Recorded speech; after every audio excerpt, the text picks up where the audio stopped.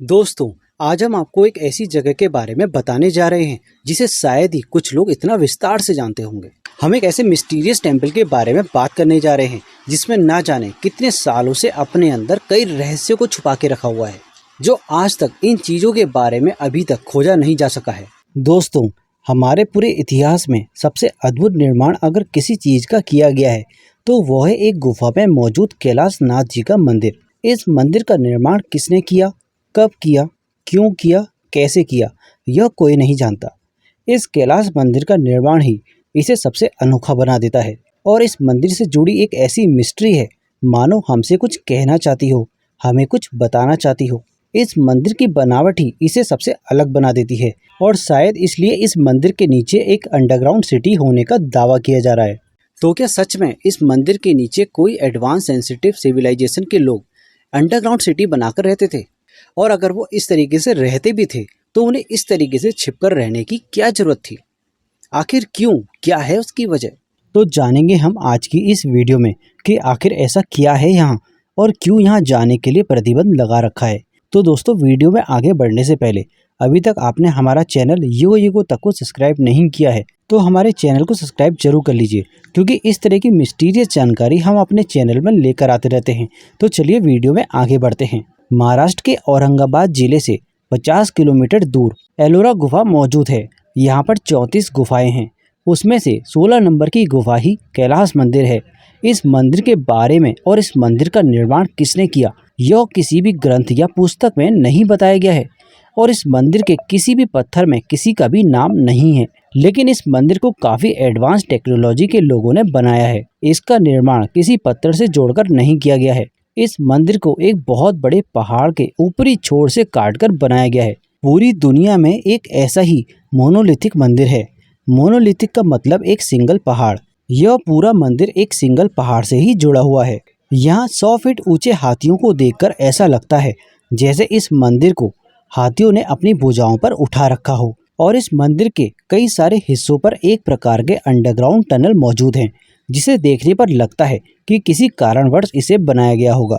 यह टनल की गहराई मानो ऐसा लगता है कि जैसे अंदर जाने का रास्ता हो। इसमें से मैक्सिमम टनल्स को गवर्नमेंट ने 40 सालों से बंद करके रखा हुआ है। इन टनल्स के अंदर कुछ दूर बाद लेफ्ट और राइट का रास्ता बंट जाता है और इन टनल्स को देखने पर ऐसा लगता है जैसे इसे काटकर किसी ने रास्ता बनाया हो।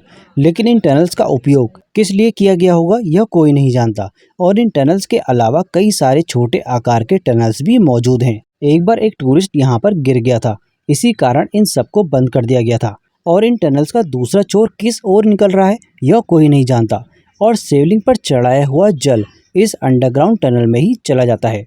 आप कितना भी हजारों टन पानी डालें पर यह ओवरफ्लो नहीं होता और मंदिर के दीवारों पर बनाई गई मूर्तियों में मनुष्य और भगवान के आकार को बड़े अच्छे से बतलाया गया है। लेकिन इन मूर्तियों के निचले हिस्से में छोटे छोटे आकार के जीव, मनुष्य और सांप के आकार को बनाया गया है। इसमें कई सारे शास्त्र पंडितों और शोधकर्ताओं का कहना है कि हो सकता है कि इस मंदिर के नीचे अंडरग्राउंड सिटी मौजूद हो, जिसमें छोटे आकार के जीव या फिर कोई एशियंट एडवांस सिविलाइजेशन के लोगों ने अपने आप को छुपाने के लिए बनाया हो। क्योंकि शिवलिंग पर चढ़ाया हुआ जल एक प्रकार का वाटर सप्लाई हो सकता है और यह छोटे छोटे होल्स वेंटिलेटर के समान एयर फ्लो जैसा काम करते होंगे। यह अंडरग्राउंड सिटी का कॉन्सेप्ट हम सबके लिए कोई नई बात नहीं है, क्योंकि 1963 में एक आदमी अपने घर में पिता के मृत्यु के बाद एक बंद दरवाजे को उसने खोला और उस रूम में जाने के बाद उसने नीचे की ओर एक दरवाजा देखा, जिसे तोड़कर देखने पर एक अंडरग्राउंड रास्ता निकला। उस अंडरग्राउंड में जाकर देखा तो वो अपनी आंखों पर विश्वास नहीं कर पा रहा था। जब इसके बारे में पुलिस को बताया गया तब टॉर्च के सहारे इस अंडरग्राउंड में जाकर देखा। एक के बाद एक लगभग 18 मंजिलों का यह एक अंडरग्राउंड सिटी निर्माण किया गया था। यह अंडरग्राउंड सिटी तुर्की के दरांतु नामक जगह पर मौजूद है। धरती में 200 मीटर लगभग 20,000 लोगों का बसेरा होने का अनुमान लगाया गया है, जिसमें स्कूल, शॉप, चर्च और उसमें हर एक सुविधा मौजूद थी। वहां पर भी हवा की कमी ना होने के लिए जिस प्रकार कैलाश मंदिर में छोटे छोटे टनल को बनाया गया है, ठीक उसी प्रकार उस अंडरग्राउंड सिटी में भी मौजूद थे।